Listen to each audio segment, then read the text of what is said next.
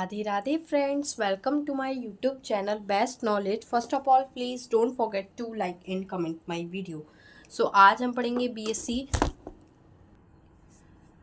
First semester में maths की second book integral calculus का चैप्टर नंबर 10 डिफरेंशियल ऑपरेटर का लेक्चर नंबर 5। जी हाँ, लेक्चर नंबर 5। इसके 4 लेक्चर्स हो चुके हैं। अगर आपको इसके प्रीवियस के लेक्चर्स देखने हैं तो डिस्क्रिप्शन में उसकी बनी बनाई प्लेलिस्ट का लिंक है, आप वहाँ से जाकर मेरे प्रीवियस के सारे लेक्चर्स देख सकते हैं। साथ ही साथ मैं आप लोगों को बता दूं, जिससे आपको कन्फ्यूज़न नहीं हो, बीएससी फर्स्ट सेमेस्टर में मैथ्स की 2 बुक हैं, जिसमें से फर्स्ट बुक है differential calculus and the second book is integral calculus. So जो फर्स्ट बुक है डिफरेंशियल कैलकुलस, उसके लेक्चर्स कंप्लीट हो चुके हैं।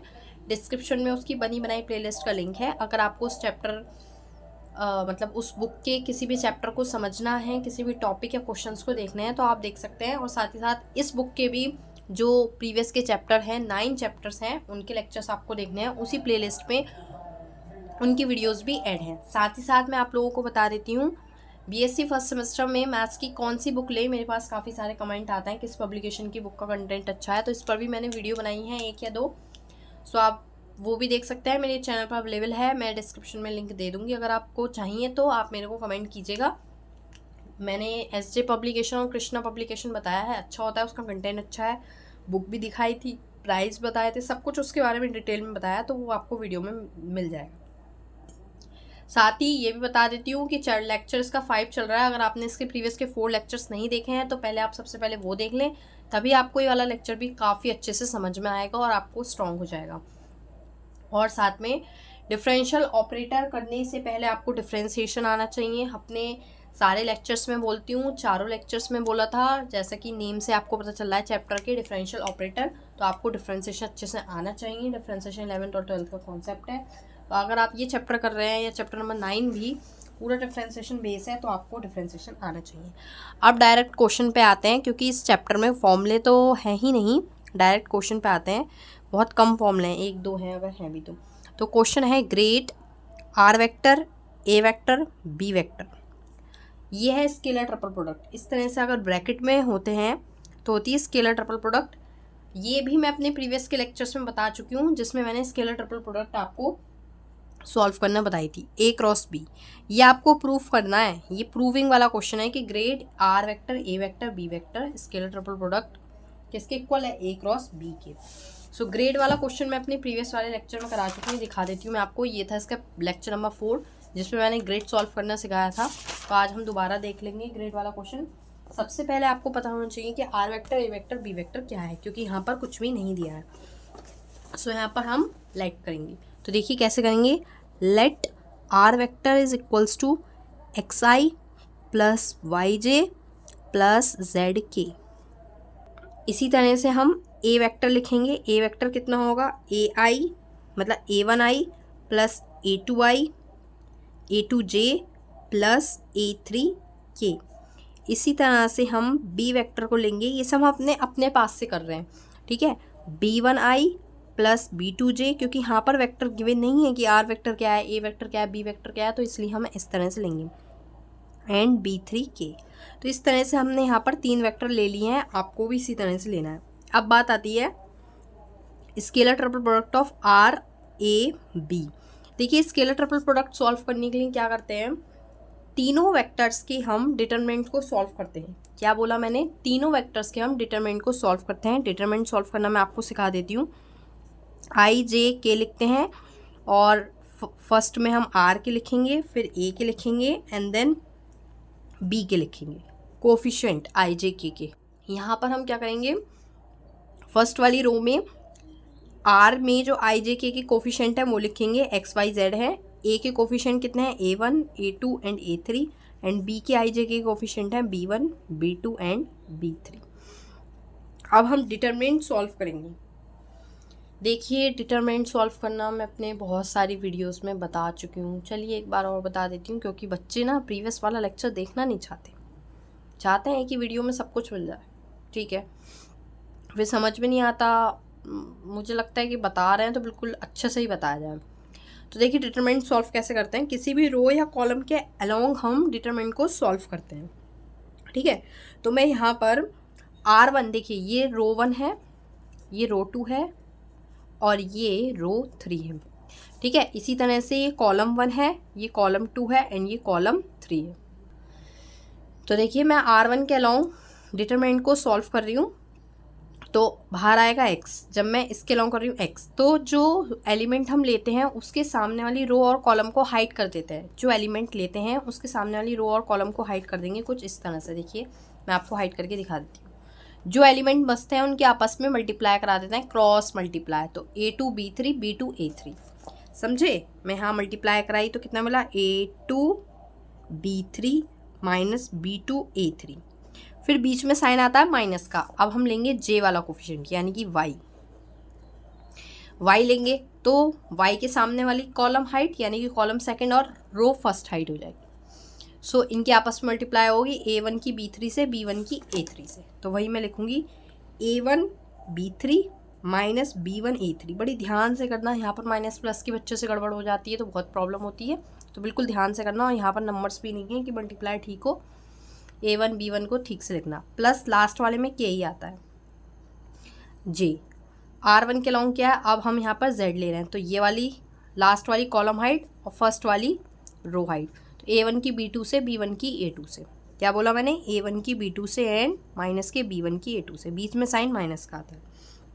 सो इस तरह से हमने डिफ्रेंसिएशन कर लिया, सॉरी डिटरमिनेंट सॉल्व कर लिया। डिटरमिनेंट सॉल्व करने के बाद अब आपके पास scalar triple product of RAB तो आ चुका है। जब हम ग्रेड निकालते हैं तो जो आपको फंक्शन दिया हुआ होता है उसका हमें x के रेस्पेक्ट में, y के रेस्पेक्ट में एंड z के रेस्पेक्ट में पार्शियली डिफ्रेंशिएशन करना होता है। पार्शियली डिफ्रेंशिएशन क्या होता है, जिसके रेस्पेक्ट में करते हैं, जिस वेरिएबल के रेस्पेक्ट में करते हैं सिर्फ उसी के रेस्पेक्ट में डिफ्रेंशिएशन करते हैं, बाकी सारे वेरिएबल को हम कांस्टेंट टर्म की तरह ट्रीट करते हैं। प्रीवियस वाले लेक्चर में बता चुकी हूँ पार्शियल डिफरेंशिएशन क्या होता है। अब पार्शियल डिफरेंशिएशन को इस तरह से डेल से डिनोट करते हैं, ये इसको डेल पढ़ते हैं और इसको हम पार्शियल डिफरेंशिएशन कहते हैं। मैं क्या कर रही हूँ, मैं यहाँ लिख देती हूँ let scalar triple product of RAB is phi. मैंने इसको मान लिया कि ये फाई है क्योंकि मैं इसको पूरा बार बार नहीं लिखने के लिए फाई। अब मैं इस फाई का x के रेस्पेक्ट में डिफरेंशिएशन कर रही हूँ। ये जो निकल कर आया है आपका फाई तो है क्योंकि ये फाई के इक्वल है, हमने ऐसा मान लिया। तो फाई का मैं जब x के रेस्पेक्ट में करूँगी तो इसका 1, x का 1 और ये आ जाएगा A2 B3 minus B2 A3।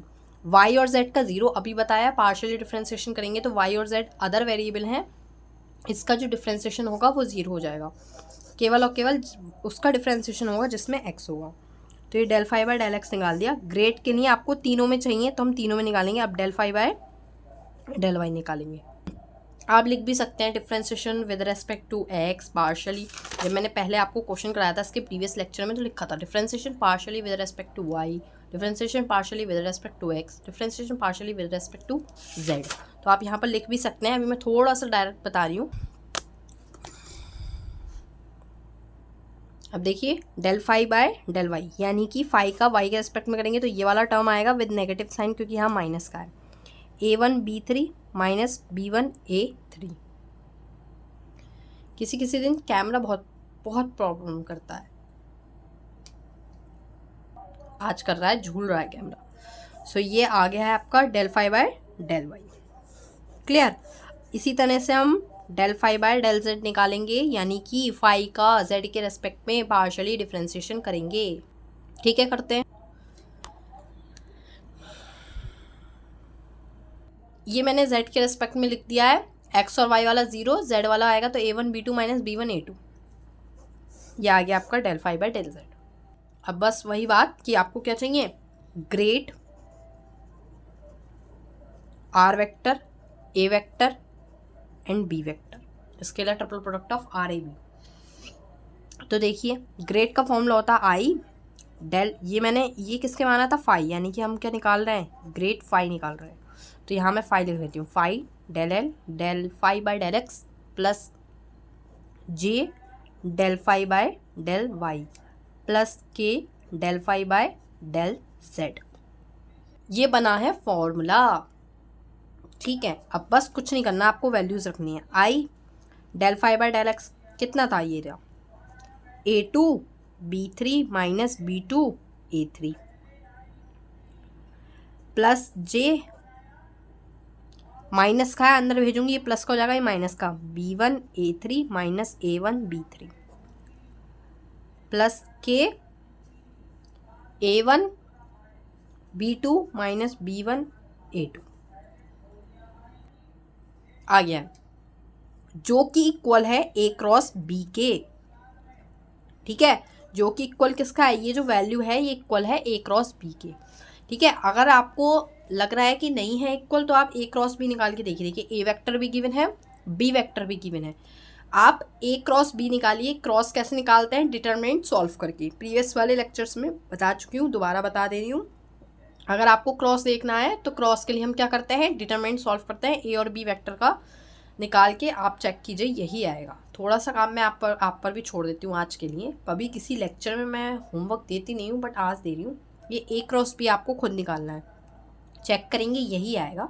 इसलिए जो आपका great scalar triple product of RAB है वो इक्वल हो जाएगा A क्रॉस B के।